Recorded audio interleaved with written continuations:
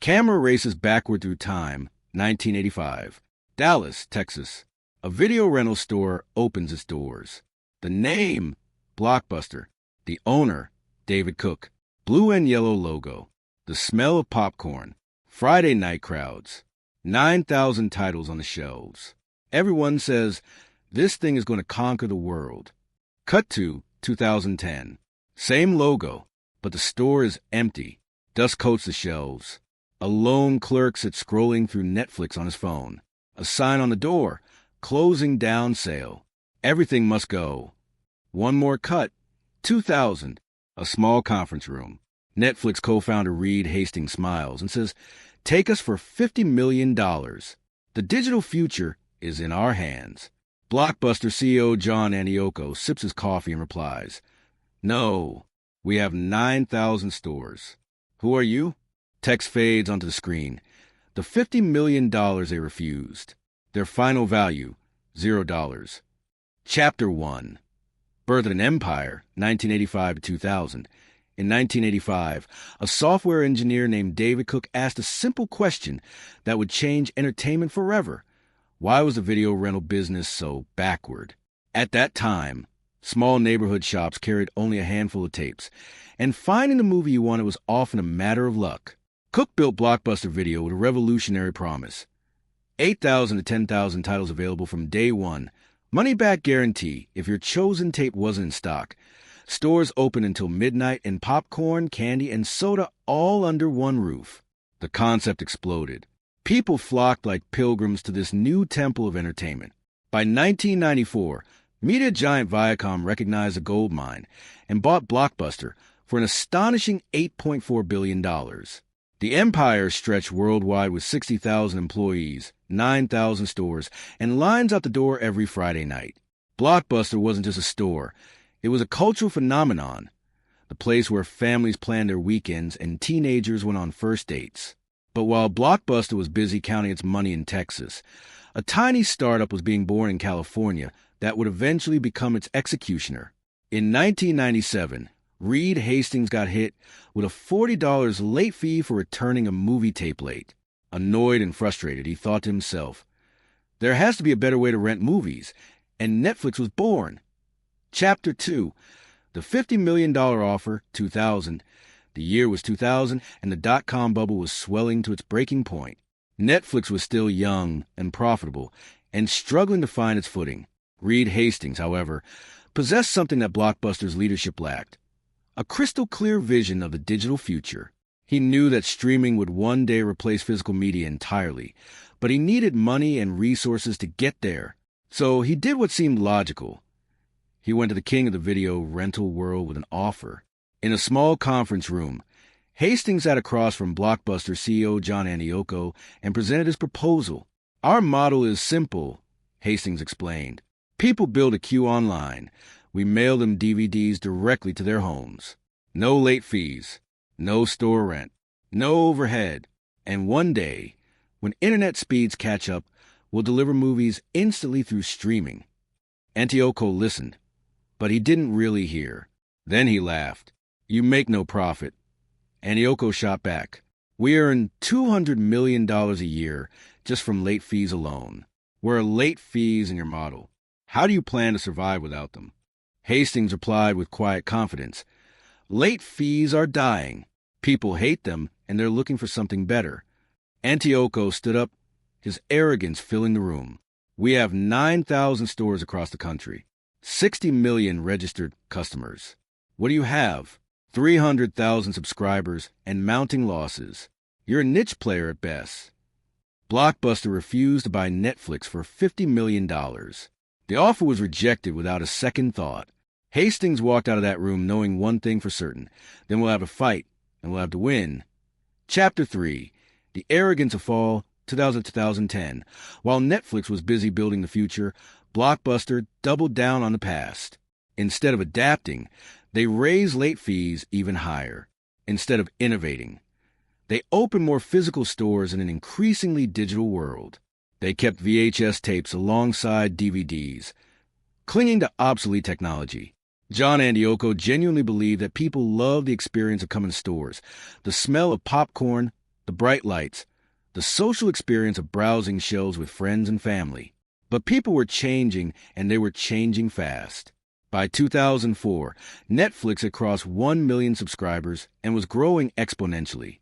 Blockbuster, meanwhile, was still paralyzed by indecision, thinking they could somehow exist in both worlds at once. They launched Blockbuster Online as a half-hearted attempt to compete, but they refused to abandon their physical stores. This created costs on both sides, confusion among customers, and a brand identity crisis that left everyone wondering what Blockbuster actually stood for. Then came 2007, the year that sealed Blockbuster's fate.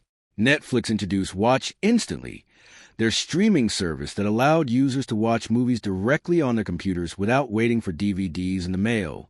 Blockbuster's response? They were still struggling to get their DVD by mail service working properly. Antioco dismissed streaming entirely, arguing that internet speeds were too slow and that people would never tolerate buffering. But people did tolerate it, because the alternative was driving to a store, hoping your movie was in stock, and paying late fees if you forgot to return it on time.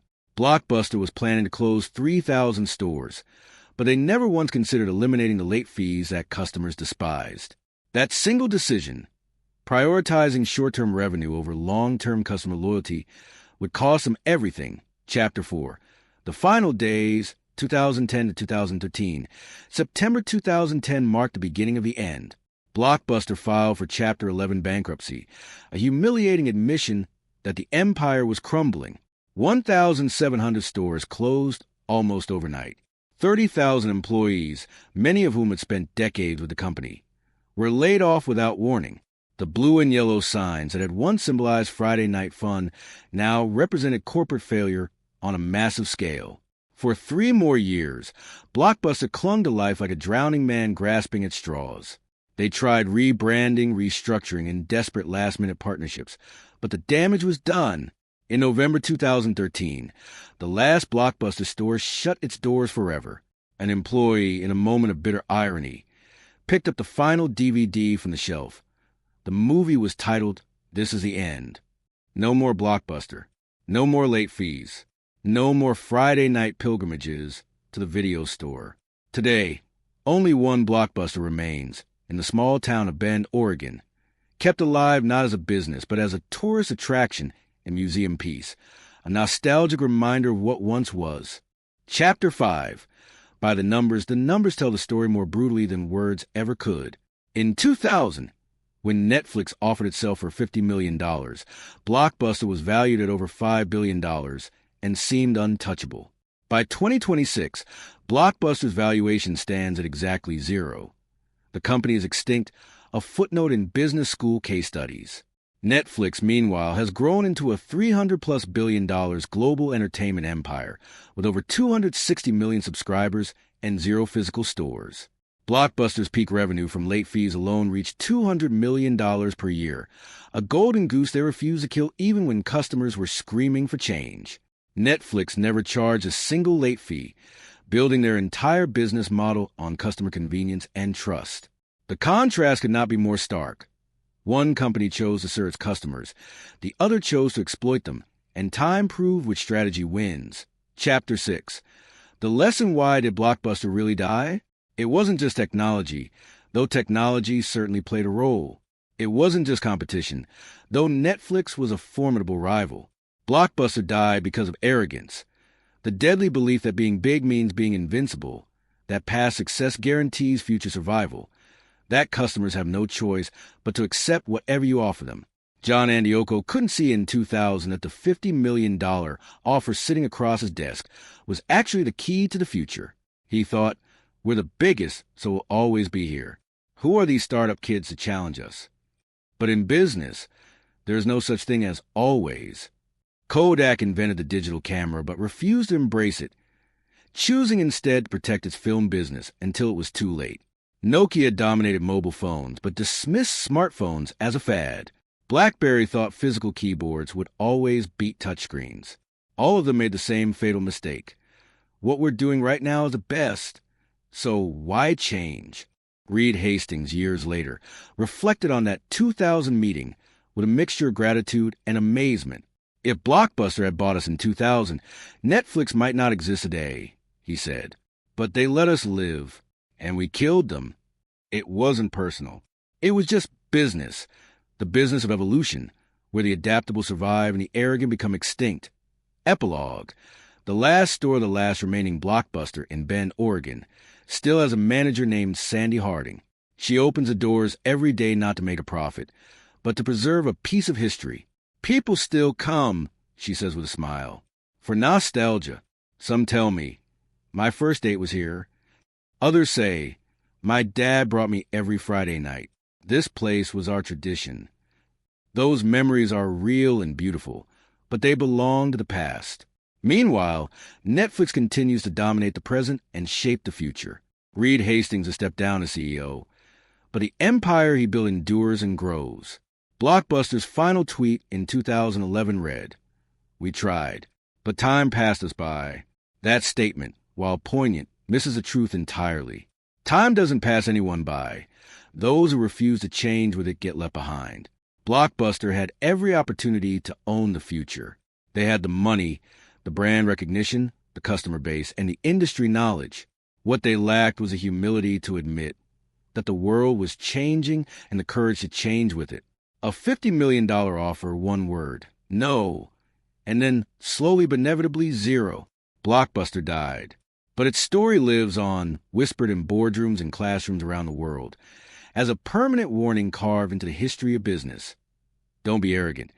Don't ignore the future, and never, ever underestimate the small startup sitting across your conference table.